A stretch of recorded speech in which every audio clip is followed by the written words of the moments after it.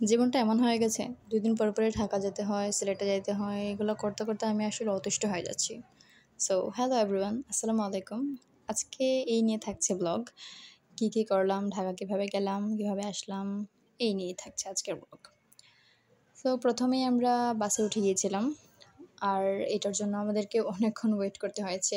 Green লাইনে গিয়েছিলাম। আর ওদের বাস ছাড়ার টাইম ছিল ওই একটাই মাত্র টাইমে ছাড়তো তারা ১১টার সময়।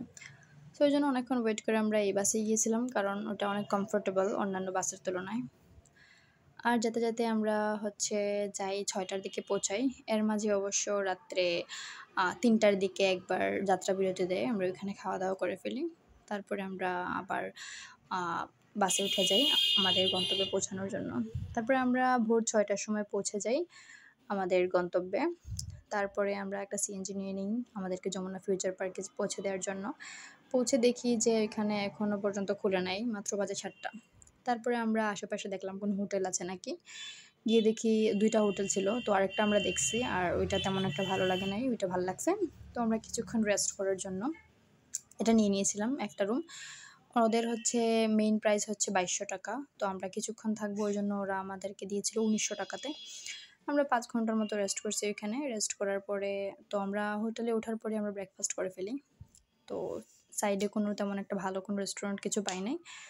ছোটো-মোটো একটা স্টলের মতো পাইছিলাম। ওদের খাবার অনেক ভালো ছিল। সো আমরা খেয়ে ফেলি। খাওয়া-দাওয়া শেষ করে আমরা চা খাই। কারণ রাতে ঘুমাইছি ঠিক। গ্রিন লাইনে অনেক সুন্দর ওদের এনভায়রনমেন্ট। ঘুম হইছে ঠিকমতো। কিন্তু তাও টায়ার্ড ছিলাম। চাটা খেয়ে ফেললাম। খেয়ে আমরা হোটেলে গিয়ে রেস্ট করি। তারপরে আমরা বের হয়ে পড়ি আমাদের কাজে।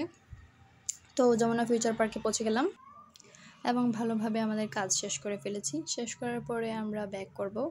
আর ওইদিনে বুধবার ছিল। আর শপটা একদমই ক্লোজ ছিল। এজন্য কোনো মানুষ ছিল না। একদম নীরব ছিল।